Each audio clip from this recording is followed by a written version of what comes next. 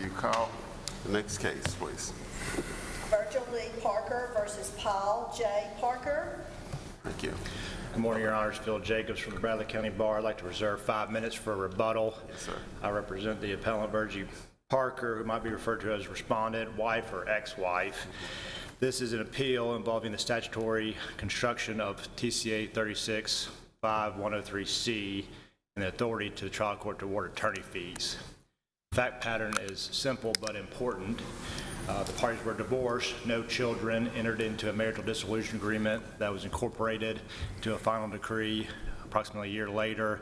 The husband, ex-husband, filed a petition to find my client in contempt for failure to abide by the terms of that marital dissolution agreement, specifically not turn over some personal property.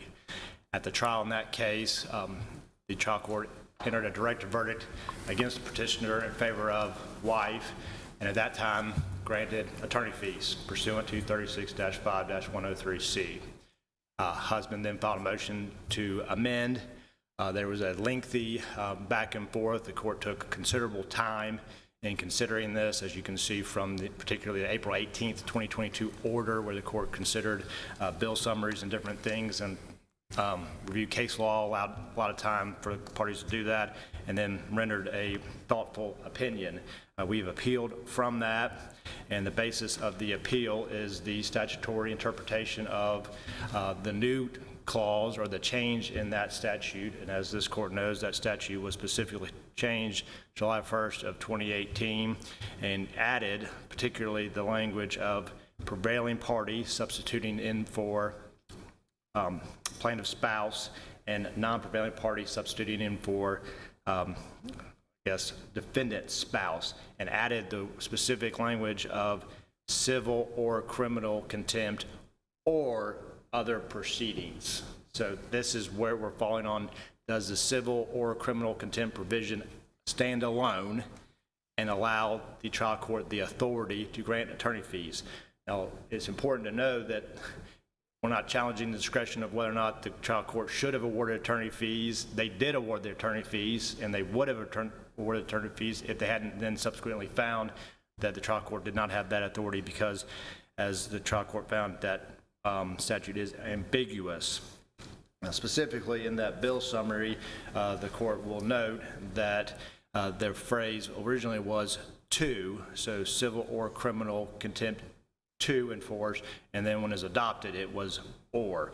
So the question of this disjunctive word or that separates the phrase and gives a separate and alternative phrase, and so we have standalone actions for enforcement of alimony, or alimony proceedings, child support proceedings, custody proceedings, parent plan proceedings, etc., and just civil or criminal contempt. The case that is cited, and I think Mr. Brown in his brief on behalf of his client and I take issue with this same case on what the Strickland case did and did not stand for, and it's a 2022 case, and the fact pattern of that case is important because the ex-husband sued the ex-wife to reduce alimony because of her alleged cohabitation. Ex-wife countersued husband, alleging that he had not followed the terms of the marital dissolution agreement, and the fact pattern beyond that doesn't really matter, but it's exactly on point here. On appeal, the wife challenged the award of attorney fees, saying the award of attorney fees under 36-5-103C was insufficient because she was granted her attorney fees for prevailing on the defense of the alimony claim, but not sufficient fees for the remainder of the litigation. Well, the the Court of Appeals goes into a discussion about that and specifically says that she could have recovered under 36-5103C, but she did not prevail, so she did not recover. Specifically, that case says a decision to award attorney fees to the prevailing party under TCA 36-5-103C is within the discretion of the trial court, and we will not overturn the trial court's decision absent abuse of discretion. In the present case, the trial court refused to award wife her reasonable attorney fees incurred to prosecute a civil contempt claim pertaining to husband's failure to timely pay her the value of her interest in the CD because she did not prevail on this claim. And then we affirmed the trial court's dismissal of the contempt claim due to wife's failure to prove she had been damaged, so on and so forth. Finally, thus, she was not the prevailing party on the claim, and we conclude that the trial court did not abuse its discretion in declining to award her attorney fees she incurred related to the claim pursuant to TCA 36-5103C. So, yes, Excuse sir. me for interrupting. Are Yes, sir. you making reference to the Strickland case? I am, yes, Your Honor. Did the Strickland court specifically address a distinction between a civil contempt allegation to enforce a support order and one which relates to property? I believe it does, and obviously Mr. Brown takes a completely different position on behalf of his client, but if you read the Strickland case, and on page 11 of 12, the trial court awarded her attorney fees, and what she was challenging on appeal was the insufficiency of that award, because she not only, had incurred fees because of the alimony issue, defending it, and also her counter petition. And the court makes this very succinct recitation of that the court could have, I think I'm paraphrasing, could have granted that, but she did not prevail. And that's what I just read to your honors, and forgive me, I can read it again, and I will. A decision to award attorney fees to the prevailing party under TCA 36-5103C is within the discretion of the trial court. Within the discretion of the trial court. We will not overturn the trial court's decision absent an abuse of discretion. And then it goes into the other provision I just read that states she brought this action, she could have recovered, she was not the prevailing party, so she's not entitled to her attorney fees. What you're saying is the civil and criminal contempt now is one of the sections in addition to other sections. So it's civil and criminal contempt. If you got that, that's all you need. Yes, what I'm saying. And the reason that I'm saying that is as a petitioner, and I know this court had these cases in front of all the time, when we were filing these actions and we were giving advice, we had to choose civil or criminal when we filed an underlying petition, because you could not get attorney fees under criminal. If you pursued criminal, you were limited under Code 29 to certain remedies. So we would advise people to pursue civil contempt because you could get other remedies. Well, the statute was then changed to say you can bring actions for criminal or civil contempt in the same cause of action and recover attorney fees under either. That, I believe, and my position is, that's why the statute was changed. That's why the legislature changed the statute. The problem is they put it under the heading of enforcement of child support and alimony. And so is that in fact defeat my request that this cause of action, or this, as your honor just put, this separate cause of action in that same paragraph is then only relates to causes of attorney fees, child support, etc. And let me go further. Since I lost this case, I lost another one in our same district on a totally separate type of fact pattern. My client was sued for violating a restraining order in a final decree of divorce for contempt of that order. We defended it. He was successful, but he has no remedy from which to get any compensation. So he can be sued for contempt, civil or criminal, win, and then be out all of his fees. Well, that's not a fair result. There's no statute that would provide. There's no contract or statute, etc. So what is he to do? Well, I think the legislature contemplated that and resolved that problem within this provision. If there's a cause of action for civil or criminal contempt, then the court has within its jurisdiction the power, the authority to award attorney fees to a prevailing party. And that's what I believe Judge Jenny could have done. And Judge Jenny, in fact, says in his opinion that it's ambiguous. And then finishes, I guess, what he found was the thing that took it over the top for him. Well, they put it in this code section, so it must only apply to this code section. And I just do not think, because there's nowhere else anywhere that it, I guess, could have gone, that this court should be limited, or trial court should be limited in awarding that relief. I know I have time for rebuttal, but are there any questions right now? Okay, thank you, Your Honors. Thank you, sir.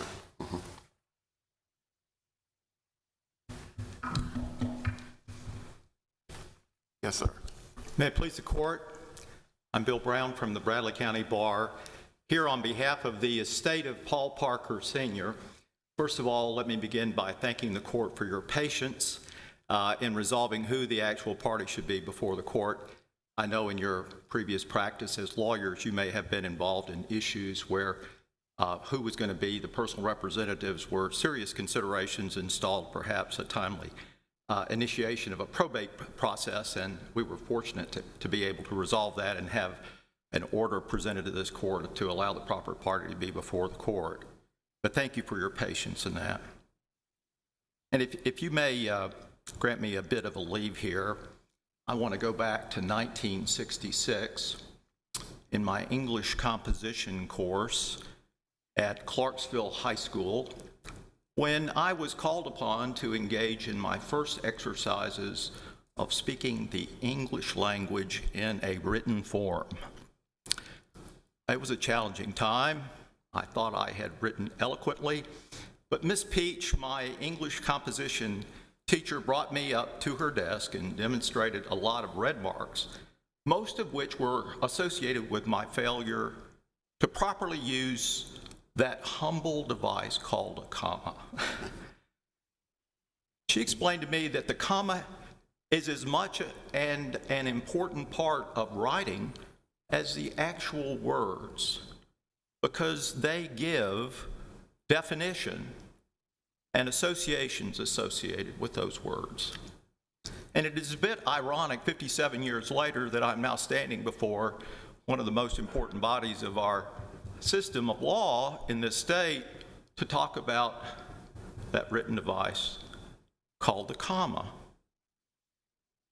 And it was interesting when I was preparing my brief to try to figure out where the comma does actually play a role in the issues of statutory interpretation. And I stumbled across, I must admit, for the first time in my years of practice, what was called the rule of last antecedent, which I've cited in my brief and presented to your honors for consideration. The significance of the fact that there is no comma before the word or is very profound. And as is noted in the Queen versus Metropolitan Nashville Board of Education, it is significant in statutory interpretation. It is critical in statutory interpretation. And as I cited in my brief, makes a very profound statement.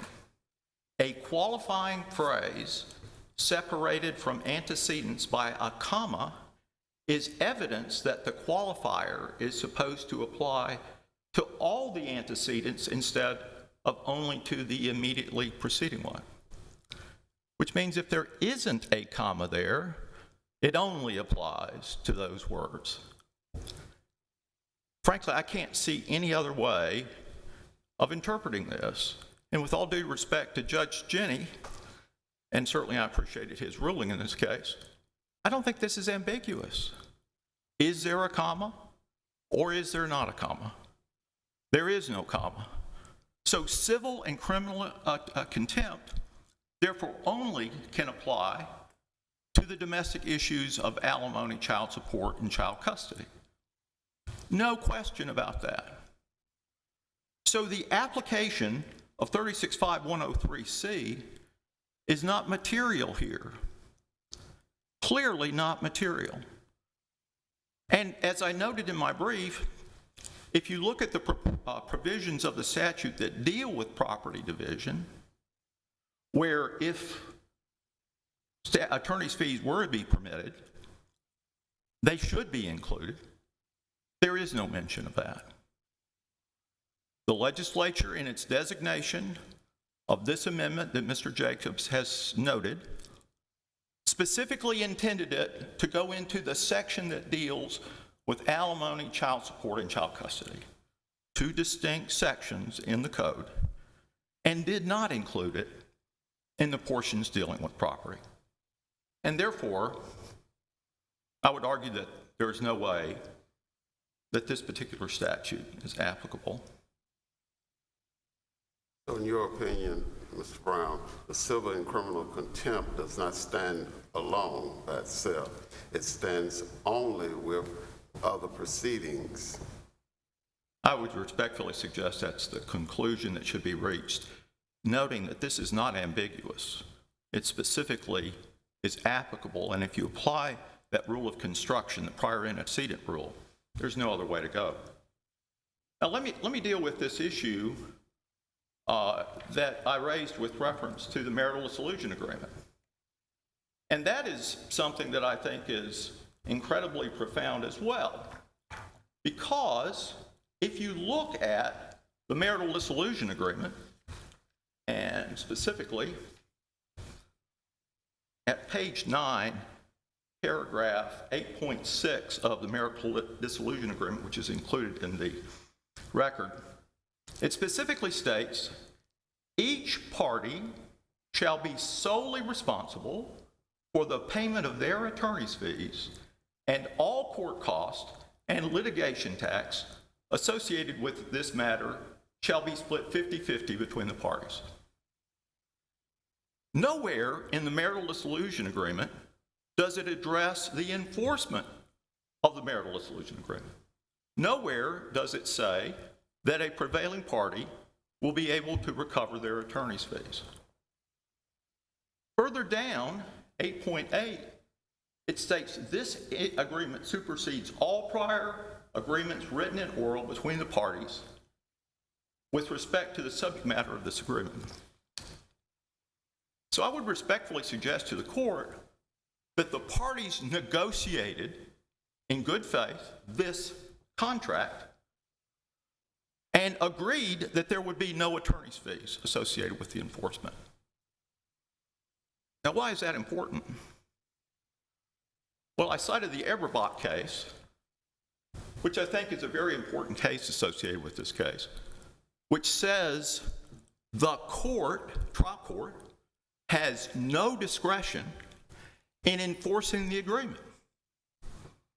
Now, in that case, the court had exercised its discretion under whatever clause, contempt or otherwise, exercised its discretion to not award attorney's fees. The appellate court came back and said, you have no discretion. You have to enforce the agreement. Have to enforce the agreement. The order that was entered by the court indicates that the court has accepted, acknowledged, and agreed to the agreement of the parties. And I would respectfully suggest that if there is no agreement for attorney's fees, especially in light of the American rule, Judge Jenny had no discretion whatsoever. He had to enforce the agreement. Whether there's civil contempt, criminal contempt, or whatever, he had to enforce the agreement. And that's very important. This is the other side of Eberbach, if I would suggest, and would be very instructive to the bar to let the bar know that they can't be sloppy in the draftsmanship of their MDAs if this is of import to the parties, the award of attorney's fees. Remember, we are enforcing an agreement. We are not enforcing an order. And I say that respectfully to the importance of orders. Now, I know courts like to write opinions that are narrow in their application. That's what we do. I've seen that several times. Okay. But it's really important, I think, for the court to also address the issues of civil and criminal contempt and the application of attorney's fees for those. And I say this as a practitioner who like my colleague, Mr. Jacobs, have been on both sides of that issue. This court, if it would go there, which frankly it doesn't have to do,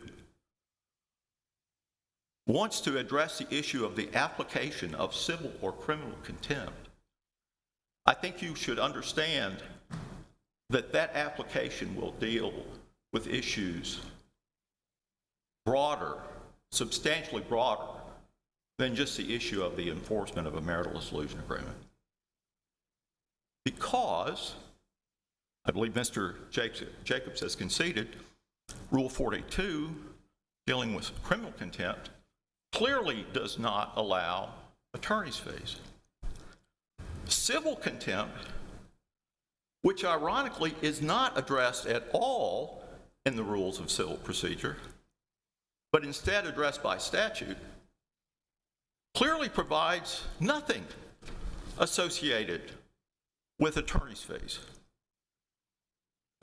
29.9, 103, and 105 provide the court's remedies when it addresses civil contempt. And it talks about fines, it talks about incarcerations, and it talks about incarcerations to compel a party to comply with its order. If the legislature, and ironically these words haven't substantially been touched since the 1800s. I mean, this has been the law of Tennessee since the beginning of the law almost. Civil contempt does not provide for attorney's fees. But I bet every lawyer in this courtroom at some point in time when they filed for civil contempt included some kind of language asking for attorney's fees. It would be incredibly important for this court to advise the bar of this fact. That would save everybody a lot of time, a lot of energy, and our trial judges the unfortunate exercise of maybe having to listen to arguments that don't have any merit. I have additional time, but that's my argument. I'm happy to address any questions the court may have. I hear none. Thank you very much, Mr. Brown. Thank you. Yes, sir. Your rebuttal. Yes, Your Honors. Thanks. My client cannot recover in any other way. That's a stipulated fact. There's no contract to enforce. There's no language that would provide her. So if this is the only remedy that she can get, then it's really important that we get it right. If there's no remedy for her to recover for civil or criminal contempt, then there's no way for anybody else, which is what Mr. Brown was just artfully pointing out to this court. So let's take that a step further. So Mr. Brown and I are in a divorce proceedings. Judge Jenny renders an opinion from the bench that tells my client he has to or she has to execute a qualified domestic relations order or turn over some property, but there's no other provision in there that says that someone would be entitled to attorney fees because it's not a contract. It's an order from the court. Just like the MDA becomes an order of the court when it's incorporated into that final decree. So my client doesn't do it. Mr. Brown files a petition on behalf of his client saying my client's in civil contempt to enforce my client to sign a quadro or turn over a tractor or whatever it will be. Well, what?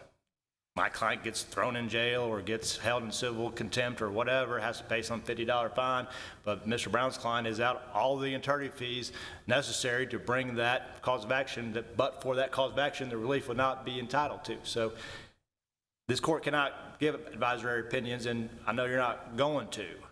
I think that the Strickland case already did that. They already interpreted this statute to say it's two separate things. I'm not going to go over and read it again, but I think it's clear from what it stated that Ms. Strickland said, I want more attorney fees because I had to, be a part of two different actions, one to defend my alimony and one to enforce the MDA. And the Court of Appeals clearly said, ma'am, we gave you your attorney fees because you're entitled to them because you defended this successfully. You're not entitled to it under civil contempt because you didn't win. It did not say, specifically, it did not say this statute does not apply to petitions to enforce MDAs. Did not say that. What about in the NBA? Did you not contract or bargain or waive the rights for attorney fees? Did the parties not do that? Well, this MDA, which Mr. Brown and I drafted, okay?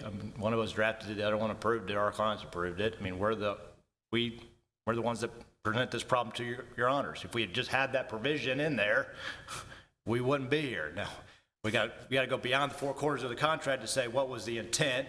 Was it the intent to not put it in there, or just did we not put it in there? Just to give us something to do, huh? Right, and I know your honor wants more to do. We appreciate it. I can feel that. Jennifer's getting ready to retire. We got to get her more work done. But specifically, you know, it didn't have that provision in there. But I don't think it went a step beyond and say, if husband ever sues wife or wife ever sues husband for anything to enforce this contract, we're bargaining that away. It doesn't say that. It just says for the cause of action that is being resolved by that MDA, everybody's going to pay their own attorney fees. It does not contemplate what happens if there's additional litigation, and most agreements, quite frankly, do. This one doesn't, but it doesn't specifically say we're waiving that. Nobody would ever do that. I mean, I can't think of any situation where you would say, if so-and-so doesn't abide by the terms of this agreement, we're not going to allow the other party to claim attorney fees. So succinctly, you know, if it's about intent, not about advisory, it's about the intent of this statute. Was it the intent of this statute to allow there to be, as Your Honor pointed out in a question, a separate cause of action where attorney fees can be claimed for civil or criminal contempt or proceedings to enforce da-da-da-da-da-da? That's the question.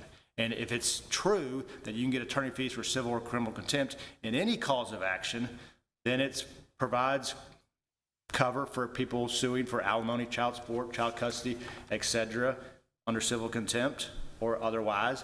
And it provides cover for those who have to bring causes of action to enforce MDAs or final decrees, etc. Just like my dear client in the other case, who was wrongfully, as determined by the chancellor in that case, sued for violating a restraining order. He did not, in fact, do it.